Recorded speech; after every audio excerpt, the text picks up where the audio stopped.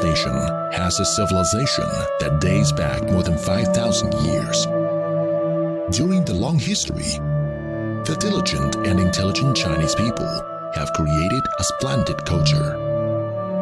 From 1840, however, the Western imperialist powers launched a series of aggressive wars and forced China to cede its territories and pay reparations. The Chinese people were living in dire straits, and the Chinese nation, facing tragic and bleak prospects, was on the verge of destruction.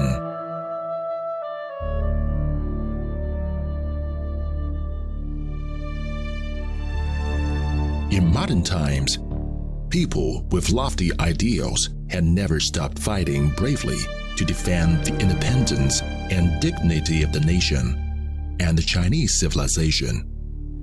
During that period, the Taiping Rebellion, the Westernization movement, the Reform movement of 1898, and the anti-Western Boxer Rebellion broke out. Due to the lack of scientific theory, correct path, and reliable social forces, these struggles failed time and time again. In October 1911, the Shanghai Revolution, led by Dr. Sun Yat-sen, finally overthrew the Qing dynasty and established the Republic of China, hence ending the autocratic monarchy that had ruled China for more than 2,000 years. The revolution, however, did not change the miserable plight of the Chinese people under oppression and suppression. The Beiyang warlords headed by Yuan Shikai usurped what the Shanghai Revolution achieved, and China fell into a fragmented warlord regime and melee.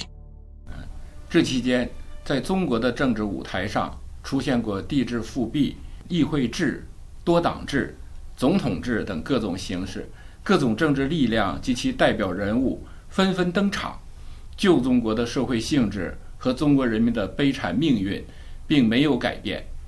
历史呼唤着真正能够带领中华民族实现伟大复兴使命的承担者，这个任务光荣地落到了先进生产力的代表中国工人阶级及其政党的肩上。 Facing the social reality after the Shanghai Revolution, China's outstanding intellectuals represented by Chen Duxiu and Li Dazhao resolutely raised high the banner of democracy and science and kicked off the new culture movement. Advocating the Western ideas of science and democracy, the new culture movement lifted the restrictions on new thought and started an emancipation of minds in Chinese society. On May the 4th of that year, more than 3,000 students from Beijing gathered at Tiananmen Square to hold a demonstration. They broke through the obstructions of the reactionary military and assembled from all sides at Tiananmen Square to hold a protest rally. This was the May 4th movement that shocked the country and the world.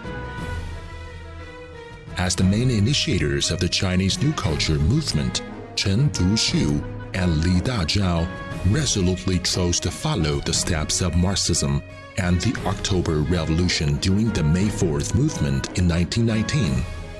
They were also the main founders of the Communist Party of China, CPC, promoted by the party organizations in Beijing and Shanghai. Early party organizations were set up one after another in the rest of the country.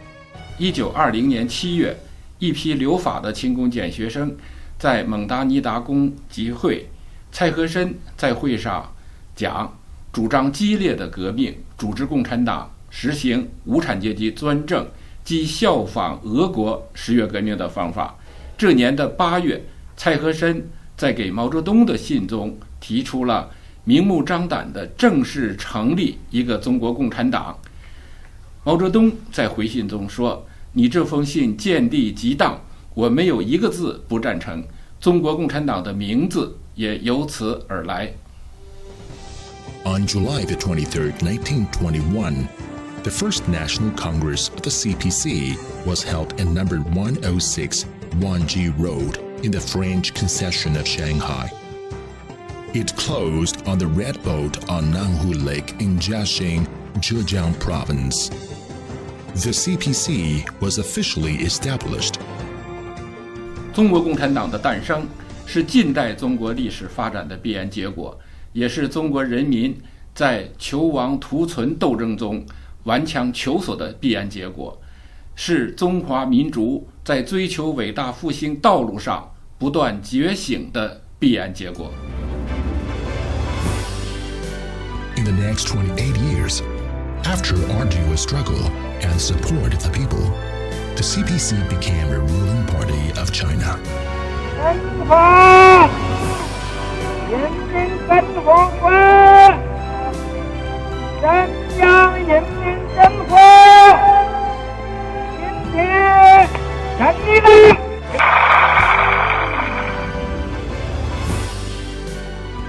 Over the past 100 years, the CPC has led the Chinese people to profoundly change the direction and process of contemporary China's development, the future and destiny of the nation, and the trend and pattern of world development.